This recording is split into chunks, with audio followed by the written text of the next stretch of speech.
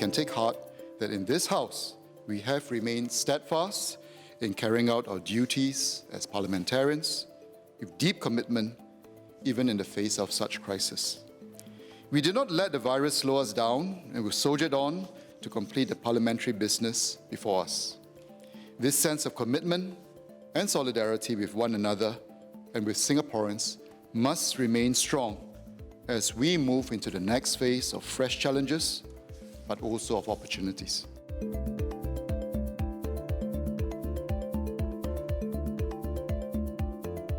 Hospitals are still very busy. With the recent easing of SMMs and the resumption of visitors to hospitals starting today, workload will go up for our healthcare workers.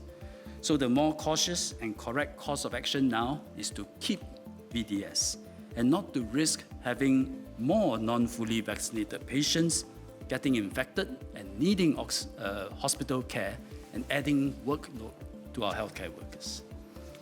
So make no mistake, individuals who chose not to be vaccinated, they impose a cost, sometimes a significant one, to our hospitals in terms of workload, businesses in operating safe entry checks, and enforcement agencies in conducting checks. The $100 CDC vouchers for every Singaporean household will be disbursed by the middle of next month. This is on top of the $100 disbursed 4 months ago in December last year and will help Singaporeans with their daily expenses. The budget also included rebates for service and conservancy charges, SNCC, and utility bills. We will disburse the first tranche of SNCC rebates and USAFE rebates to eligible households this month. This will address a key cost of living component which several members asked about. To illustrate, households living in 4-room HDB flats will receive $150 in USAFE rebates this month.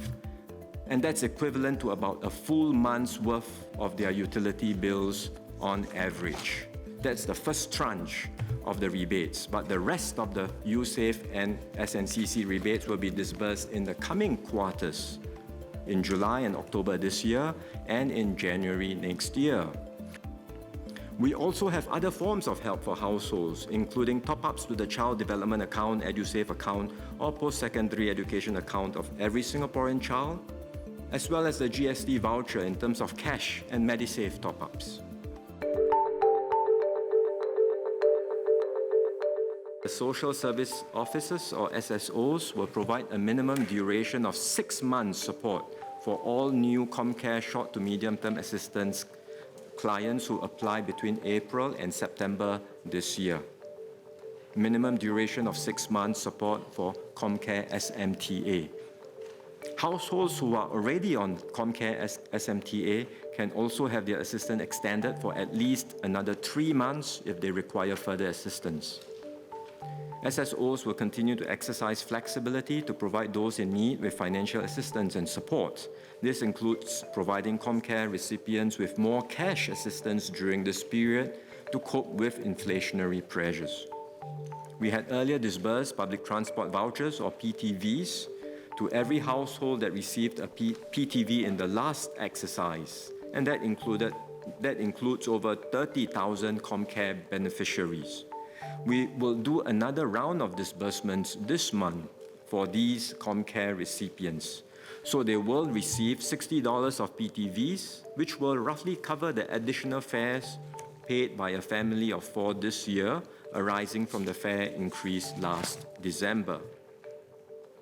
Besides these Comcare recipients, PTVs are also available to all households whose monthly income per member does not exceed $1,600. Applications for the PTVs are open from now to 31st of October this year, and eligible households who had already received the first voucher and who need a second voucher can also apply again.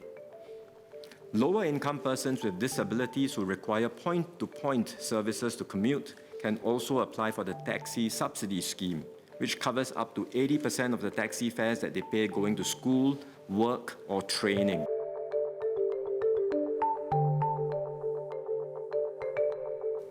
Given the recent increase in pump prices, I can understand why some members have asked to reduce or suspend fuel duties or to provide road tax rebates. But doing so effectively amounts to a subsidy on private transport and will have counterproductive effects. Let me explain. Fewer than 4 in 10 households in Singapore own cars, and amongst the lowest quintile, only about 1 in 10 do. 4 in 10 is the overall, but if you look at the lowest quintile, bottom 20% of households by income, only 1 in 10 own cars. Such subsidies on private transport would therefore benefit a relatively small but generally better off group. Cutting fuel duties also means that some of the subsidies will flow back in part to producers and suppliers themselves, not just to consumers, as the pump price may not fall as much as the reduction in duty. More importantly, such subsidies will reduce the incentive to switch to more energy-efficient modes of transport, which is a critical element in our plans for sustainable living.